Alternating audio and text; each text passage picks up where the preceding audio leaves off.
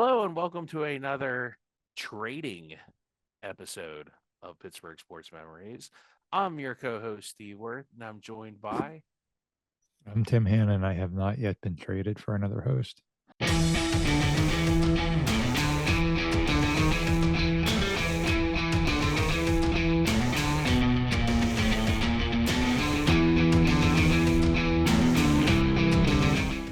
Sometimes, with trades in sports, it can set your team up for long-term success. Sometimes it can send your team into the great malaise, to quote our former president Jimmy Carter. So today we'll discuss some of the more memorable and forgotten trades. Some of these trades are good, some of these trades are bad, some of these trades are like, whatever. First, we'll kind of start with the honorable mentions, and I'm going to call this group the too early to tells. The first one up will be the Jake Gensel trade. So we traded him to Carolina for some guy named Michael Bunyan. I don't know how to pronounce it, and some other prospects. Any idea how this could go for the Penguins? I don't know. I actually saw a rumor that I guess he's a free agent, so he's basically a rental player for Carolina. So the Penguins could, if they wanted to, re-sign him in this summer. So Correct. Yeah. At the time of this recording, the playoffs are going on for 2024, he and scored another goal in the playoffs, Tim. He's like yeah, one of the greatest playoff goal scorers of all time. yeah. If only the Penguins were, actually in the playoffs these days. But yeah, you're right. That's one of those ones you have no idea. And I think that's we're usually not on that end of it. We're usually on the other end where we're the ones trading prospects. And I can't think of too many instances, Steve, where the Penguins have traded away prospects and that prospect became like a superstar on some other team. You know what I mean? So I That don't know how hasn't much that happened. works out. Yeah. But he's good. I think he's going to be a good player no matter where he goes, and he's still got some prime years left. Sure. That would be one. Kenneth Pickett. He was sent to Philadelphia when the Steelers got Russell Wilson to make room for another person that will be on the too early to tell list. I was not happy to see him go. I don't know what Tim's opinion was, but it seems like most of the fans that I've talked to were happy to see him go. I guess people were done with him from Pitt. Maybe and I don't think it's just all Penn State fans. I just think I guess people just had seen enough of Kenny Pickett, and including Mike Tomlin and Omar Khan, and those are the only two people's opinion that matter. I still wish him well. It's kind of a weird situation because he went where at least having a chance to start to where I can't imagine he's ever going to start in Philadelphia with any consistency. So this might be the end of his career as a starter here. So any thoughts on Kenny Pickett, Tim? Just wish him well, or Yeah, I wouldn't classify myself as happy to see him go. But I also get it. He was like the fact that he regressed so badly in his second season. I mean, you hope for like a general improvement, and the fact that he regressed so badly, I certainly understand why people were done, and I understand why the Steelers were done. But I don't know, I was rooting for him, obviously, him being a pit guy, and it just didn't work out. So it is what it is. going to trades that have happened and aren't too early to tell. We'll start with there's a couple I've noticed that are called the trade, but I think I remember this one being the trade. I remember this one distinctly growing up. So Tony Pena, April 1st, 1987. I think people thought this was an April Fool's joke, but it was not an April Fool's joke. So the Pirates needed to rebuild, and in 1987, they weren't as terrible as they were in 1985, 86, but they still weren't like ready to compete yet. So in 1983, Tony Pena had a really good year. I think, let's see, he had 15 home runs. The Pirates had actually improved the second in 1983. He led the National League with 976 putouts from the catcher. He finished second to Gary Carter in fielding percentage, and I think he actually won a Gold Glove that season. So he actually finished 12th in the voting for the 1983 National League MVP award. So he was a really good catcher, and he had that cool stance. He would like stand on one leg behind the bat, and he wouldn't even have to stand up when he threw. He had such a strong arm. In 1986, poll Major League Managers, Pena was selected as the best throwing catcher in the league. No joke there. He was an all-star for 3 seasons. He went to actually some Japan all-star game and he won that. He helped the Major League Baseball players win that. So they traded him in April 1st. It wasn't an April Fool's joke. And who did they get for this? They got some guy named Andy Van Slyke, Mike LaValliere, and Mike Dunn. And it's obvious that Mike Dunn is the key to this trade. Because remember all those great Mike Dunn memories we have. Right? Yeah. Hey, he had the Topps rookie card with the trophy on it because So he he had was definitely he had a really good destined for rookie. Yeah, he greatness. had a really good rookie year. But And then yeah, the other after two that, guys were more yeah, he didn't. important. Well, he didn't really do much after his rookie year either. So, obviously, Andy Van Slyke and Michael Valier, and they made the cornerstones of the 1990 Pirate team. And Sid Thrift, who was the general manager at that time, really pulled off a heck of a deal. And this kind of launched the Pirates into like, because they already had Barry Bonds and they get another guy I talk about later. And this was a very good trade. And I remember people at the time, like the reaction was people were very negative about this. They're like, oh, I can't believe they traded him and all that. And so Tony Pena's contract would have expired anyway in 1987. So I don't know. Pena won a World Series as a manager with the Yankees. It was definitely negative because I remember my father being like, "Oh, I can't believe they traded their only good player." But Oh also in yeah. 1986, he traded for Bobby Bonilla, so that ended up. And actually, that's a weird situation. They traded Bobby Bonilla to the White Sox, and then a couple years later, they traded back to get him, and all they gave up was Jose De Leon, who was kind of a mediocre to bad pitcher. So Hmm. Yeah. The Tony you Pena remember how trade. this was viewed, Tim, when in your younger years here? This is Yeah, I obviously remember it very distinctly. So number one, like you said, people seriously thought it was an April Fool's joke because April 1st. It's like, no, there's no way they actually would have traded Tony Pena. That's got to be an April Fool's joke. And then, like you said, when people found out it was real, yeah, that was very negatively received. My dad, you said your dad, my dad came home from work. Remember, he was just like, "That's it, I'm done. Pirates just don't care anymore." And and I was upset too because that was my favorite player.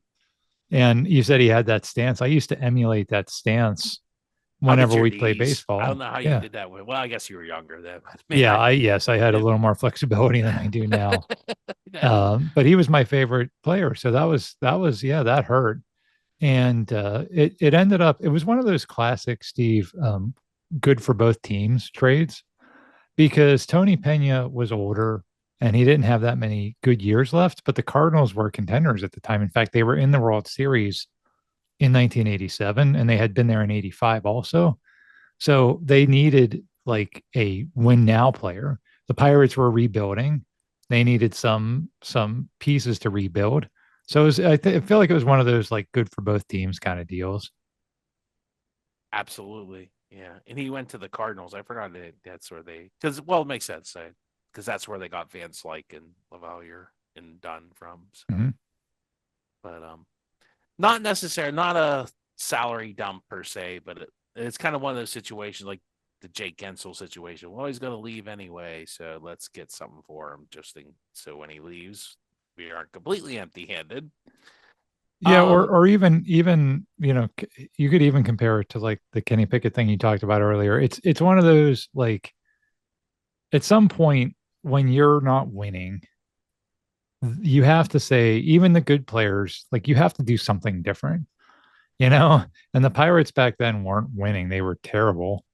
And so it's like, could you keep the catcher that's your best player, or could you try to get two or three effective players and rebuild around that? And they opted for the latter, and it was the right move, even though all of us were super angry about it at the time. so the Steelers lose Super Bowl 30. Oh no. And Neil O'Donnell and Barry Foster leave, and Bam Morris decides he likes to do drugs.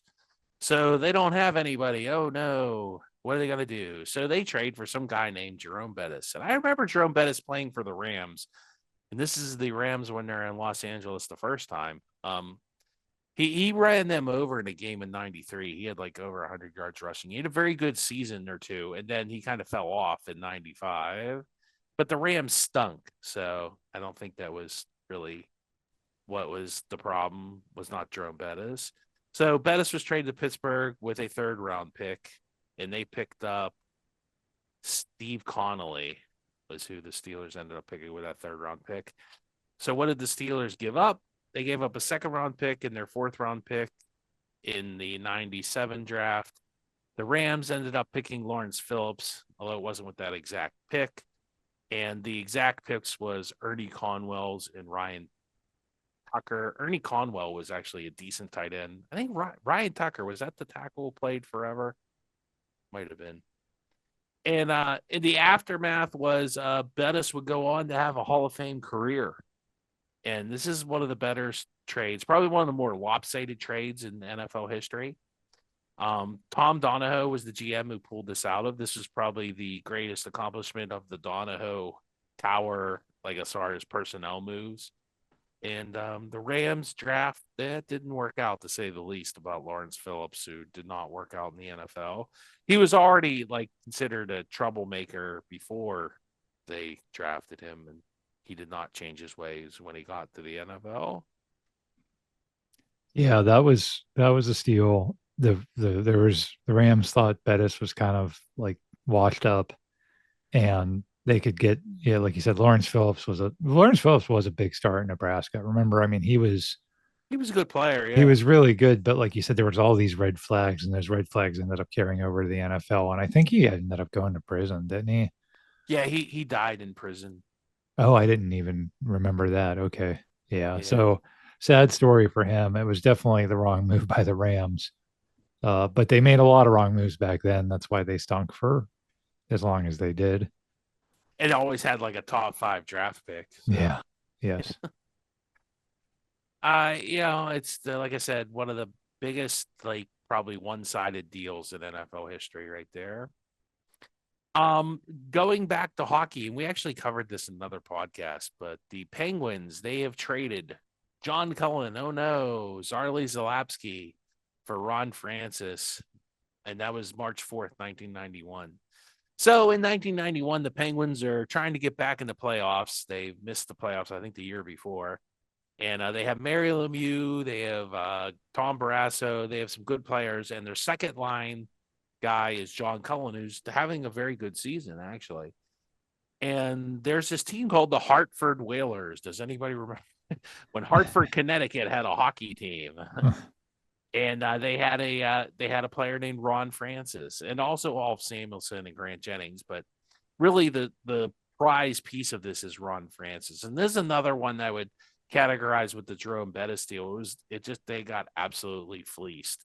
Like the Whalers, I think this was a salary dump. There was something going on financially because they ended up moving to Carolina eventually. So that's probably what this was more of. But the Penguins gave up John Cullen, who is a good player, and but not at Ron Francis's level. Zarley Zalapsky, who was a puck moving defenseman, more of like a Chris Letang type, but they really needed a tough guy. And they got that with Alf Samuelson and Jeff Cullen. If you know where Jeff Cullen is, call us, because I think his face is on the back of a milk carton at this point. So he's definitely went to oblivion. So Grant Jennings, he was kind of an enforcer guy. I don't remember Grant Jennings doing a terrible amount.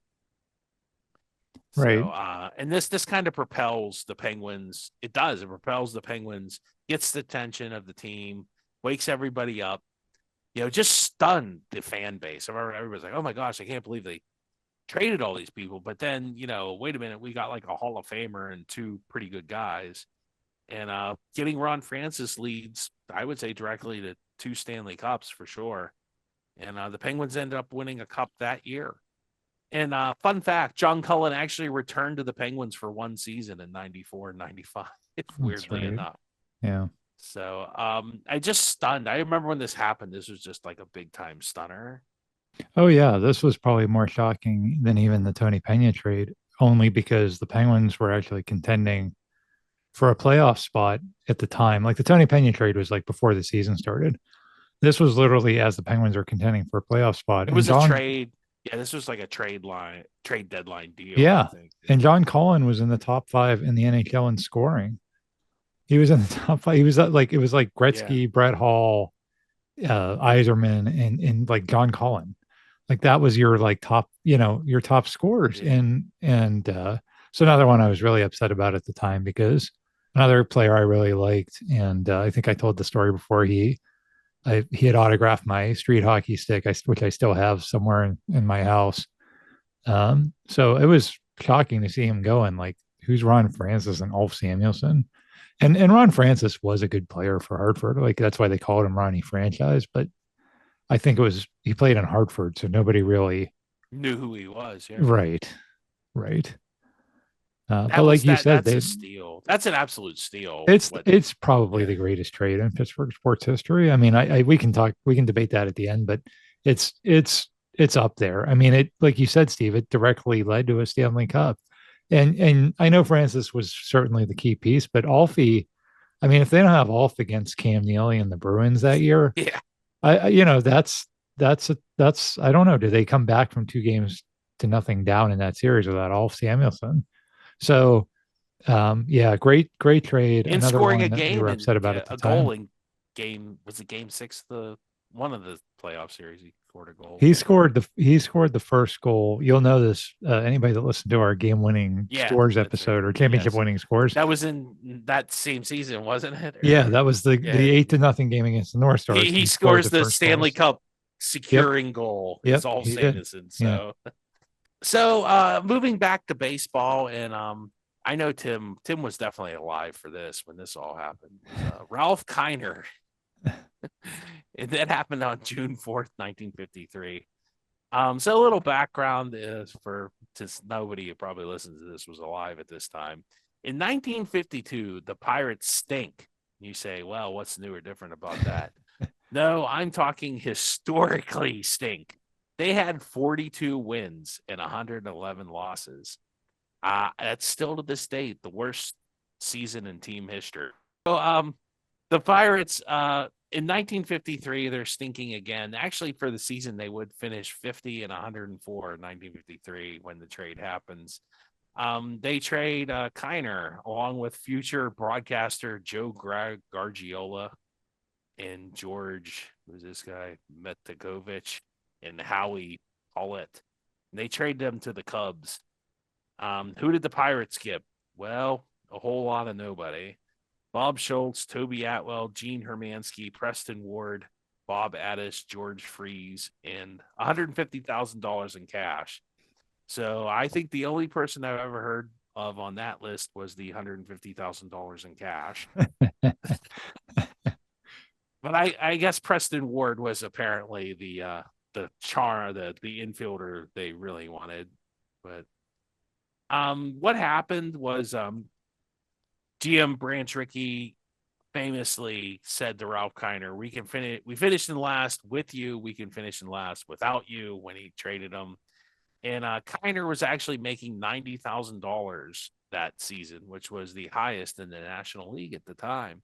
Now, Ralph Kiner had actually won the home run championship, I think 4 or 5 years, which is the most home run in the majors or National League, at least, for like years in a row, like 4 or 5 years. I found like old letters, like letter to the editor about this. And there's like people are like, oh, you need to keep Ralph Kiner. No man is indispensable, but men of character with spectacular skills in their respective professionals are generally retained. Therefore, it is my opinion that you're suggesting that trading Ralph Kiner is illogical. Um, I don't know if there's like some steel mill worker that was like, no, we got to keep this guy. The Pittsburgh area youngsters follow Kiner. You know, he's a once in a generation home run hitter. He's a class act, hardworking guy. And, those gamblers, it's the big time gamblers who want to see him go. There's too little hero worship today. Thoughts seem to be directed toward making a fast buck, and it doesn't matter where hero is trampled underfoot. So, yeah, somebody in favor of hero worship. That's refreshing, I guess. I don't know. So, And there's also another article where like Branch Rickey like says, "Boy, I hope the fans kind of forgive me and show up for the games." Mm. And there were also stories I've heard more anecdotally is like, but I guess Kiner would bat like what third or fourth, right? So sometimes he would bat in like the seventh or eighth inning, and people would just leave after Kiner would either hit a home run or got out or whatever Oh because wow. there was no reason to even stay for the end of the game because the Pirates stunk that bad. So Wow. yes, That's a lot that's a going on there. that's well, so a couple of thoughts there. Number one, that is interesting about the hero worship being spun as like a positive thing, like a good influence for kids and stuff like that. That's a different time for sure. And then, the Branch Rickey quote, I mean, like that's the one thing that survived all these years later. Yeah, Like we can finish in last place without you. And it's I mean, that was good logic. I hate to say it. And like, he just you didn't know, get anything for him. He got, that's I the mean, maybe the problem, right? $150,000 helped. I don't know, paid for his contract for the year at Yeah, least. yeah. Like the Tony Pena trade made sense because you spun that into, this guy can help you win now because you need to win now. These guys can help us win later because we're rebuilding. And those are the kinds of trades you want to do. But it doesn't always work out. And there's a case where it didn't work out. So Sticking with baseball, here's a trade that I think people kind of forgot about. And this is kind of up there with the Ralph Kiner trade, and it involves the Pirates. Yay! The Chris Archer, the trade line deal of 2018.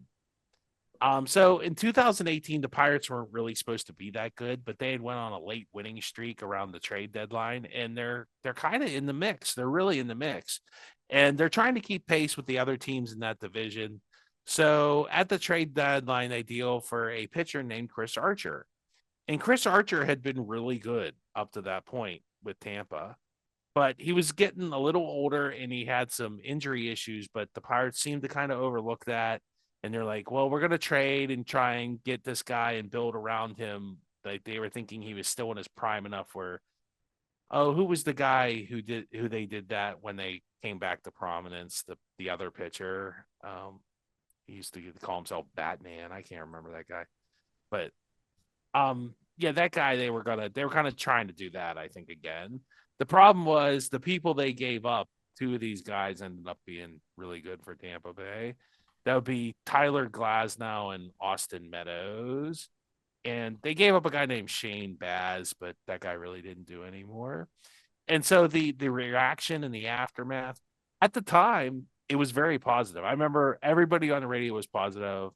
I was skeptical, but the one thing I did appreciate was that finally Bob Nutting had spent some money and made a move and done something. It was like all those years of not doing anything. It was kind of like, okay, I don't even care if it's the wrong move. At least you made a move. At least you're trying. MLB Network called it the biggest prize of the trade deadline that year. So that's MLB Network. That's not the Pittsburgh Post Gazette. That's not one of the yokels. That's one of them. In the long run, it's seen as one of the worst trades in team history. Chris Archer is hurt and not very effective. I think he has an ERA of 5.19 and 100 and some innings. The Pirates do, for their credit, that year do finish with 82 wins, so they do not have a losing season. But unfortunately, because the division was really good that year, they only finished fourth in their division. So, they tried, and Glasnow and Meadows end up, being very good for the Rays. And I think since when this trade didn't work out, that kind of like really hurt GM Neil Huntington's career with the Pirates, and this was kind of like one of the nails in the coffin. so this one's tough because it's like it was obviously a bad trade, but at the same time, like you said, they were trying. And they Which they don't never usually did. try. Yeah. Yeah, they never did. Yeah. And it wasn't like the Matt Morris deal. Remember the Matt Morris trade when I think that was Littlefield at I the just trade remember he was deadline. over the hill. He was completely done. Matt And I never Morris. thought I wasn't he done at that Yeah, he point? was completely Yeah. done. And they But I don't think this guy was completely done because he no, no, actually no. pitched a couple years after that and came back and was mediocre In the or Matt something Morris after. trade, like they weren't even remotely, if I remember correctly, even remotely contending at the time. That was more like a little field. Like, I'll show you. We'll Yeah. trade for somebody high priced, and that was a complete farce. This one actually made sense. Again, it wasn't like yeah, I want to criticize it because it was terrible, and the guys they gave up. It's like, oh my gosh, that was Yeah, such a it's mistake. Austin Meadows and Tyler Yeah, Glass now. I yeah, they mean, paid way too high. But again, it's like, but then it's like you don't want to criticize them too much because it's like, but then they'll never do it again. yeah, yeah, you almost feel like it's like this positive thing. You went, oh, positive reinforcement. They need positive reinforcement from the fans, or they'll never make another trade. And they've never really made another trade. They've done everything, just trade people away and not gotten anything for them. I It's think they like, had Josh Bell on that team too. Like, so I just they still had talent. That was still from the run of years they had when they got back to respectability and competitiveness, but they just couldn't keep it going. Another guy who I kind of fits into the Chris Archer realm would be Jerome McGinley in March of 2013. The Penguins are in a Stanley Cup run, Tim, and the 2000. What a shocker! They see this is like the exact opposite of the Pirates, where it was a shocker where they were in the contention. Like the Penguins for like how many years? Every year they were in contention. Every year they were buyers at the trade deadline. So, and they needed a veteran forward to help Sidney Crosby because, like, Lord knows how many different wings have Sidney Crosby gone through. Jake Gensel's probably the most successful out of all of them. But so, who did they get? They got Jerome McGinley. Who did they give up? I don't know. Kenny Agostino, Ben Hanowski, a first round draft pick, and a copy of Sudden Death, the movie. Um, that's see what about it. see what I mean? See what I mean though about, like, usually I'm telling you, usually when you're a buyer at the NHL trade deadline, the seller, I don't know, somebody I'm sure crunched some data on this, but I bet more often than not the seller ended up not getting anything that really turned their team around in the future. I bet. At least in hockey, it doesn't seem to work out that well. Right. The aftermath and fan reaction, it was positive, and it was kind of like that. Who was the guy for Boston who went to Colorado? Ray Bork. Was it Hmm. Ray Bork who Right. went and got his cup in Yeah. Colorado, right? Yes. And so it was kind of like that. Like the guy's, he's still a decent player, but he's not what he was. And it was he was gonna be Sidney Crosby's right wing.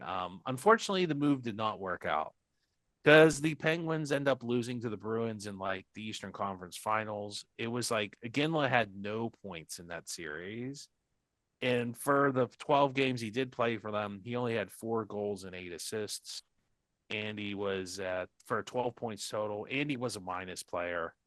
He was a rental player because he had his contract was up the next year. He ended up playing a couple more years. He did go to Boston and make the playoffs, but that was it. After playing for Boston next year to playoffs, he never made the playoffs again. So Jerome McKinley, a good guy, good player, just never was able to win that Stanley Cup. What say you, Tim? About Well, I mean, one of the biggest problems was that Jerome McGinley was a right winger, and Dan Bylsma played him on left wing. And then Crosby had gotten hurt in the regular season, so they put him on, I think it was Malkin's line. Uh, and then I think in the playoffs, I'm not even sure they moved him back to Crosby's line. Like they just completely misused him. People still talk about that to this day. Like when people talk about Dan Bylsma, I think that's one of the things that unfortunately always gets remembered is Iginla being played on the left instead of the right. So it just didn't work out. But oh well. I don't think he well, ever won a Stanley Cup either. no, he did. Like I said, he went with Boston in the playoffs the next year, and they got eliminated in the first or second round. Yeah. So, moving back to baseball, and I know this is one of Tim's favorite trades. The John Smiley trade to the Twins, and that would be March 17th, 1992. John Smiley, for his credit, was a 20 game winner, I think the year before even. and one of the best pitcher in the National League. I think he was only second in wins to Glavine or Yeah, one of the Atlanta it pitchers. was He was like Glavine. right behind that guy. Glavine won the Cy Young Award. I think Lee Smith finished second and Smiley finished third. I think that was how the voting went for the Cy Young Award that year. Lee Smith was a closer. So, but he was, yeah, I mean, he was literally, almost won the Cy Young Award. He was that good that 91 season. So who the Pirates lost? Obviously, John Smiley. And who they got? It's funny, like once again, Tim, like the sellers, they really don't get much, do they? Denny Nagel. Remember Denny Nagel? He was mediocre. He was, yeah, he he was was fine. okay. Yeah. He But was that okay. wasn't the centerpiece of that trade. The other guy Trey was. Cummings. Yes. Yeah. Yeah. So Denny Nagel ends up being a two-time All-Star in World Series, but World Series winner with the Yankees, I think later in his career, the 2000 Yankees, but he wasn't really a key part of that team. They got this guy named Midre Cummings, and let me see, what did they say about I have a pretty good quote. I think it's the Beaver Times or whoever, one of the papers described Midre Cummings as an enigma with ability and aloofness. So he was very talented, but not very friendly and didn't try. And the Pirates ended up he went from being the key piece to this trade to 2 years later, the Pirates basically DFA'd him. I think they just said, see ya. So he was more of an attitude issue. And, so with the Reds in 95, Smiley actually finished third in the Cy Young. So he had a couple more good years. Smiley was starting to trend down, like he probably was going towards the end of his prime. Denny Nagel, like I said, was mediocre. Midre Cummings stunk. And this was definitely another salary dump by the Pirates. Smiley would have been a free agent after the season. And I would say this trade is viewed very negatively by the fans and the media. So much so that it was on an episode of the TV show This Is Us. That's right. Yeah. With the person actually playing John Smiley in the episodes. I remember that. Yeah. The funny thing is, in that episode, the plot is that young Kevin is trying to help John Smiley find I don't know, housing in Minnesota or something. I forget. Yeah, they said, oh, there's a bowling alley or something. Yeah. It's him having a big heart, trying to be is my favorite player. I'm sorry to see him go. But in the episode, the way it's characterized in the episode is that that Kevin knew he was about to get traded because it was in the newspaper. There was all this chatter he was about to get traded, but that's not how it happened.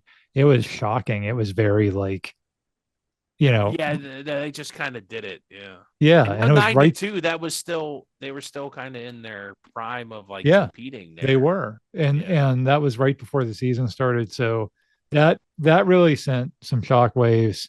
I think they ended up trading for Zane Smith that year, didn't they? No, that was a couple of years before. But that was when that was a trade deadline. That was a buyer one. This was a seller one.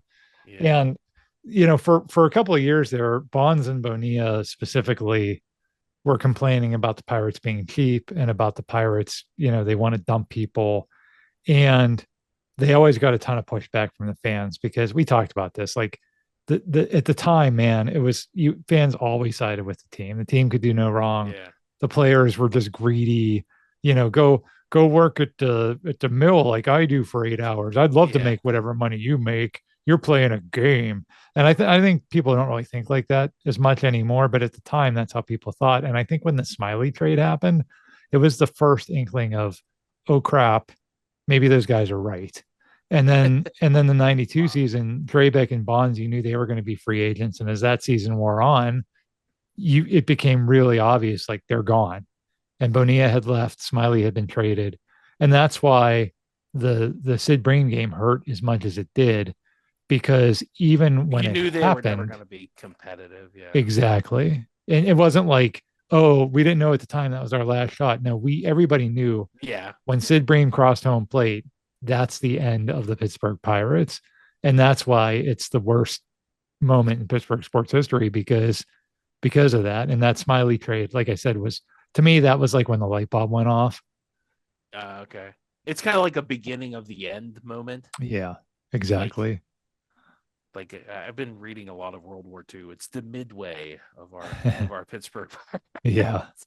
But Well, the war isn't over, but it's definitely going the wrong direction at this point. Yeah. and to be fair, like John Smiley was always he was a good pitcher. He really was, but he was never like that season Well, was you see his career, like he gets nominated for the Cy Young. He has some good seasons, and maybe like if they have him, they can bring him in out of the bullpen in that seventh game, or maybe they win in 6 games because right, they have him, right. instead But of what they surmised is that he was never going to have a season like that ever again. He was never going to be a 20 game winner again. And they were right. I mean, he no, they wasn't, weren't wrong. They weren't wrong about yeah. and if Midre Cummings would have been the prospect that people thought he could be, we'd be like, what a great trade. We dumped John Yeah. Smiley, but like, and the Twins, remember the Twins won the World Series in 1991. So again, it was very much like the Cardinals 5 years earlier, where hey, here's a team that's contending now. We're going to trade them this 20 game winner and we're going to get their best prospect because they don't need a best prospect. They just won the World Series. They want to win it Yeah. again. So if that would have worked out, we all would have been like, oh, what a great trade. Brilliant. Got rid of Smiley while he was hot. But it didn't work out. And it was like, It reminds me of Frazier, Adam Frazier a couple years back. mm, Like everybody was like, I can't believe it. It was like that was like another player you knew, like this guy's just red hot right now. yeah, He's never yeah, gonna, it's not like he's gonna continue this. He might be good in the future, but he's not gonna be this good. right, So I don't know. right. Sometimes you can just tell that about a player. I can't put my finger on it. Yeah, and that was Smiley, and yeah, they guessed right on that part. They just guessed wrong on what they picked up, and I think it being part of a larger trend is what hurt. Like if they would have re-signed Drabeck and Bonds, and you Yeah, know what I it mean. wouldn't Like have if they been. would have done all that and traded Smiley to try to like capitalize on his success, then even if it failed, it would have been more positive. But they were just dumping at that point. Yeah, dumping is the appropriate word. Mm-hmm. So speaking of salary dumps, Yammer Yager, Yeah. July 11th, 2001. So the Penguins, they have not won a Stanley Cup since 1991 at this point. They're in dire straits financially. Howard Baldwin has bankrupted the team. They can't afford to keep Yarmer Yager. And guess what? They don't have a salary cap in hockey, the fourth most popular sport in America. So the only teams that can really afford to pay anybody would be Toronto, New York. Who else, Tim? Anybody? Detroit? Maybe even Chicago couldn't afford stuff like back then. So that Los was it. Angeles, maybe. Yeah. I mean, It was basically Toronto or New York, yeah. basically, were the two big teams that were paying out Yes. all kinds of money. Yes. So what happened was the Penguins go, well, we got to trade Yarmer Yager because they still had Lemieux, I think, on the roster at that point, and they were like, well, we got to pay Lemieux and we're gonna let Yager grow. So who they lost, they traded Yarmer Yager. Who they trade him Oh, to? hang on. Can I guess? I don't have it in Who front of they me. got? I'm going to try to remember this off the top of my head. Okay, Chris go for it. Beach, Yes. Michael Roosevelt. Not really. You kind of got the name half right. Okay. Mikhail Sivek and Ross Lupacek, Lupacek. Okay. and a bag Dang. of beans from their Magic Town. Yeah. Yeah. Michael Roosevelt was years later, I think. Actually, I Yeah, messed that yes. up. Don't forget about the bag of beans. But Yes. The bag of beans also. so fans, media reaction, predictably, this really started the dark days of hockey in the city. Like this is like started the whole Penguins are going to move. Like I think it harkened back to like you got to remember the Steelers were stinking, the Pirates were totally in the midst of their 20 years losing and not even signing anybody, and they were signed by this guy named Ted Leonis down in Washington, who I don't know if was he a I think he owned a cable company or something. And so he paid a ton of money to get Yager. And it's kind of funny because this is like there's trades that you can like see, oh, it worked out better for this team or that team. This is a trade that worked out for nobody. They're like literally this was, snake eyes. Everybody loses. Like the Capitals did nothing with him. And the Capitals had a couple other good players. And actually the Capitals, funnily enough, they trade for Yager. And do you know the next season they missed the playoffs with Mhm. Yager? Yeah. And of course the Penguins, I think the Penguins missed the playoffs. Did the Penguins make the playoffs today? I can't No, remember. they did No, not. yeah, so they were pretty bad. The Penguins are pretty bad until about 2005, till some guy named Crosby. Even when Crosby first walked in the door, they were really bad until probably 2007, really Yes. 2006, Yeah. and they started to 2000. turn it around finally and made the playoffs again. So this definitely, and this was the Penguins can't get a new arena. The Penguins are going to move to Kansas City. The Penguins are bankrupt. This really looked like this might be a John Smiley type moment, Tim. Yeah, that one hurt. Like you knew even they made the run to the Eastern Conference Finals the year before, but you knew as soon as that ended, that was the end of Yager. And it was like, okay, so you kind of accepted like this is where we are, but man, it's the best player in hockey. We'll get something for him that would help us rebuild. And Chris Beach. Chris Everybody was Beach, like, Chris Beach, yeah, Chris Beach. And like, he yeah. was horrible. They would have been better off, honestly, getting draft picks. They would have been better off getting draft picks, and then they at least could have maybe parlayed that into something. But the problem is, the teams you're trading with are win now type of teams, so they're going Yeah, to be so they're gonna have low draft low picks. draft picks. So I get it, but man, there had to have been somebody in the Rangers or Maple Leafs or somebody's system that was better than Chris Beach and those other guys he mentioned. It just that's what Ross really hurt. Lupicek. I can't even Yeah, pronounce poor Ross's name. Ross Yeah. Lupicek. Yeah, it just it was such a bad trade. And then the thing that really killed was like 2 years later, Washington wins the lottery for the first overall pick and gets Ovechkin, which I just felt like was so cheap because it's like here they are spending all this money, trading for the best players, and now they're going to get this highly heralded goal scorer who is going to go on to become the all-time NHL's all-time goal scoring leader, and like they didn't deserve that. You know what I mean? Like they Well, didn't deserve that. obviously they did, Tim, because they finished in the bottom five of teams. I Yeah, mean, yeah. And if you would have gotten that draft pick from them instead of Chris yeah. freaking Beach, you would have had Malkin and Ovechkin. So just saying. I don't know what to say about this. It's just they really killed both franchises. You don't see that's another one of those. You don't see that too often where like both franchises really did not benefit from this all and actually probably made both worse. Yeah, So weirdly that's enough, that's although a good I'd point. say it really hurt the Penguins because they almost went out of business. So Yeah, but like you said, the Capitals were in the playoffs before yeah, the year Yager. before, You know, and then I don't know Yager really. And then he went to the Rangers, and then what? Philadelphia at some point. And then I don't know somewhere in the Czech Republic where he's still Boston. playing. He played for Yeah. Boston. He played for the Florida Panthers. I'm pretty sure he played for every single team at one point. Winnipeg Jets. Well, there's like a group of fans that they call themselves the Yagers, and they dress like a Yager through the years. Like, there's one guy wears a Penguin jersey, one wears the Capitals, one wears a Ranger.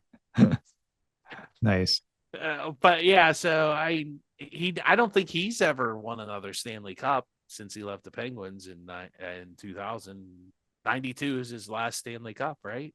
Correct. Yeah, he was on that Boston team you mentioned earlier that beat the Iginla Penguins in the conference finals. So he played in the Stanley Cup finals at least once, one other time, but they lost that year to Chicago. Wow. So yeah, and he's still playing hockey today. So He as of is. God bless him. 2024 at 50 some years old. Yeah. That's wild. So another trade dump. That would be Aramis Ramirez, July 23rd, 2003. This is pretty bad. Yeah, the Pirates are sellers at the deadline. Wow, what a shocker, Tim. They're sellers at the deadline. Can you believe it? And they don't want to pay for a guy's contract the next year. Can you believe that? It's like I feel like I'm in Groundhog Day. How many times have we said this about the Pirates? Like 4 or 5 times already. Yeah. So Aramis Ramirez, who they lost Ramirez and Kenny Lofton. Kenny Lofton was a good player towards the tail end of his prime in his career. I'm not too upset about losing Kenny Lofton. I mean, he was a veteran, but Ramirez really hurt because he went on to the Cubs and he had a great career with the Cubs and was like one of the best third basemen in all of baseball for a very long time with the Cubs. Although he never won a World Series with the Cubs because he had retired by the time the Cubs finally figured it out. Who did they get? Well, they must have got some great prospects, right, Tim? Matt Brubeck. He did so well that he never appeared in a game for the Pirates. He never even made it out of the minor leagues. That's strike one. Jose Hernandez was an old infielder when the Pirates got him, and he was mediocre to bad when they got him. So, and then he was just mostly bad for him. But the gem of this trade, this is the guy we're really banking on, Tim. This guy is going to come through, replace Aramis Ramirez. You're going to forget who even Aramis Ramirez is. That would be one Bobby Hill, who batted 267, was just horrible and out of baseball by 2005, 2 years later. So, all in all, just an absolutely horrible trade. I remember the national media totally just criticizing the Pirates up and down for doing this, that it was a salary dump. And like the national media, like as much as they criticize baseball, because the baseball media never says anything bad about the economics of baseball, because there's such an elephant in the room, and they'll defend the economics of baseball. Have you seen that, Tim, where they're like, oh, it's fine. They'll go through their fake stats like, oh, all these different teams have won World Series, and it's like, yeah, but look at their payroll. It's all top 5 payroll teams every year that win the World Series, but nobody says anything like that. But Yeah. anyway, do you remember this trade, Oh Tim? yeah. I mean, that was a David K. Littlefield special. Yeah. I mean, that's all that was. It was just I Get rid of money. Get that money out of here. and Over. get nothing for it. It's like the 5 year plan that was always a 5 year plan that never materialized. Better It make that a just 10-year plan. yeah, it's gross. That's all it is. It's gross. The whole era was gross. All those moves were gross. They could have got somebody like all those trades, all those guys that they get rid of. They were always sellers, and they never got any. Like they never rebuilt. I think it goes back. I like your point where you said when they were a seller, like even in general, even when when the Penguins made a trade, when they were buyers, the teams weren't getting much in return. They just I think it's kind of like one of those things in negotiations, like when somebody knows that you're desperate to get rid of people, they just you're not going to get much for it that because makes you sense for don't like have much strength in negotiation. oh okay, that makes sense for like Jake Gensel. It's like he's a rental Yeah. player. You're only going to get him for this season and nothing else. So you're not going to give up everything for a guy like that. But like Aramis Ramirez, that should have been more. They should have been a lot And it more. wasn't like Ramirez came out of nowhere, like, oh my goodness, Right. who knew he was going to be this good? Like, you could argue Yeah. that with like the Chris Archer trade. Like, I don't think anybody saw like Austin Meadows or Tyler Glasnow becoming like as good as they did. Like, Ramirez was good and you knew was going to be good. Yeah. So, It was just horrible. I can't say anything else about it other than just horrible. well, we're going to finish this up with a positive note. On a positive note, um, I kind of lump these are like actually 3 separate moves, and they're all trades, but they're all separate times. And this is done by a gentleman who liked to trade a lot with his tenure with the Penguins, and that would be Jim Rutherford. And this I called it assembling the HBK line, and this happened from July of 2015 to January of 2016. And Jim Rutherford really struck gold. He ended up getting 3 players from the summer of 15 to the winter of 2016 who actually, send the Penguins on a run here.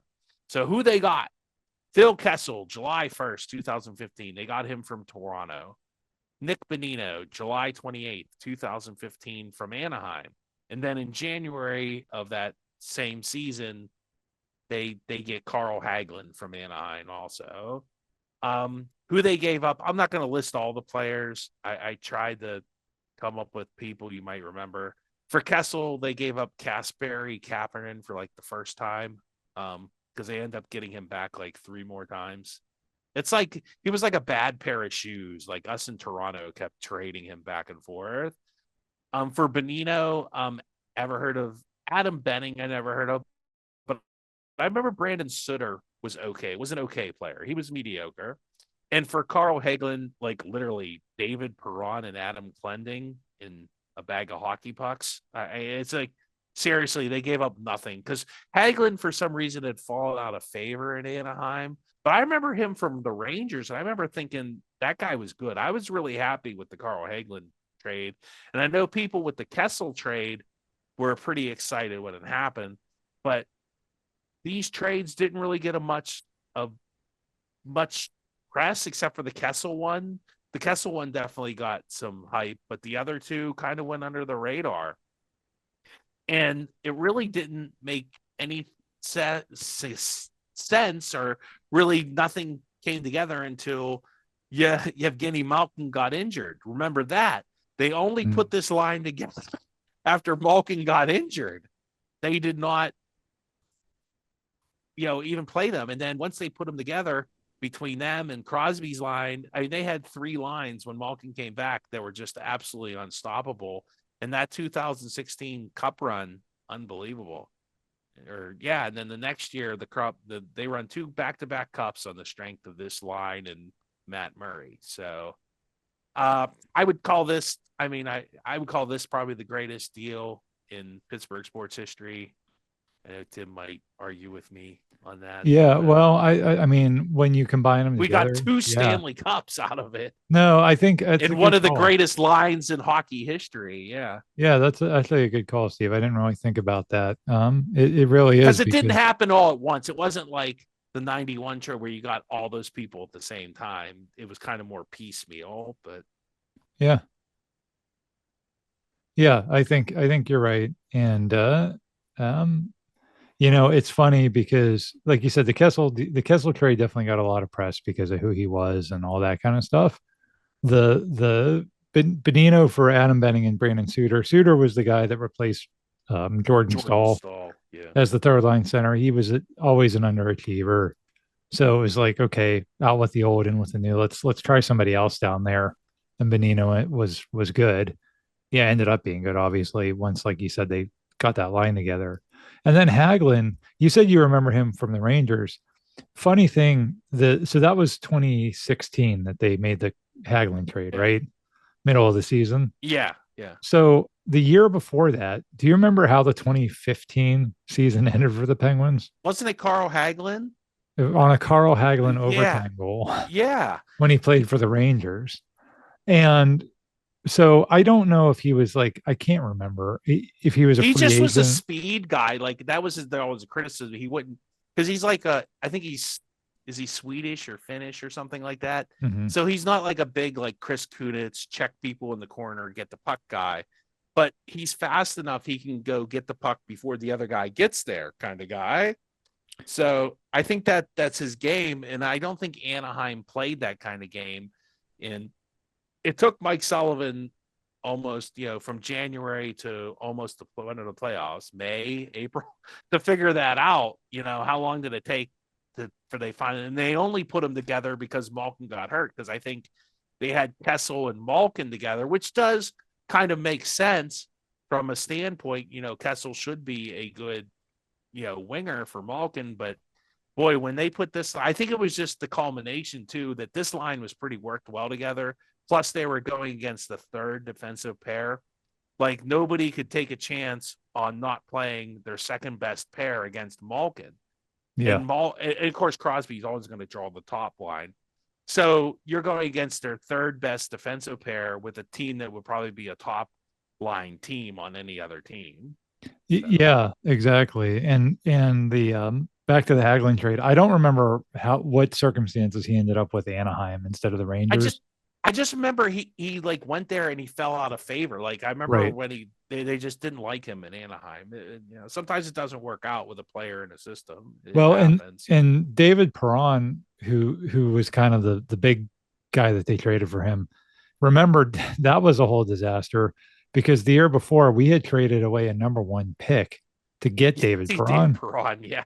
So it was like, and at the time it was like, okay, this Hagelin guy better be good because that you basically, if you really turn it around, in less than a year, you traded away number one pick, To get ultimately to wind Carl up with Hagelin. Carl Hagelin. But yes, like you said, it was worth it. That worked out very well, and that's when Rutherford went from like this is an old guy that clearly doesn't know what he's doing to a genius Yeah. Hall of Fame general manager that we were so happy to have was when he made all three of those deals. So yeah, I can't argue with you, Steve. I think if you put all those like individually, not one of them is the greatest trade, but if you kind of combine them together, it's hard to argue that it's not. And it did all, it isn't like it happened over 3 or 4 years. It all happened within one season. Right. So I Right. think it's fair to put them together. Yeah, yeah, for sure. Like you said, no, all three of those guys did not play for the Penguins the year before. In fact, one of them ended our season the year before. So, Well, I think that's it. So Tim now agrees with me because I'm right all the time. Um, I'm afraid not to. yeah, he's afraid he'll get traded. Yes. I just want to say thanks for listening. It's greatly appreciated. If you'd like to trade this podcast, sure you can try, but yeah, we'll just come back. We're like a bad penny. We'll just come right back on you. But no, thank you for listening. Check us out at PittsburghSportsMemories.com on all your favorite listening podcast websites, and we'll talk to you next time. And God bless.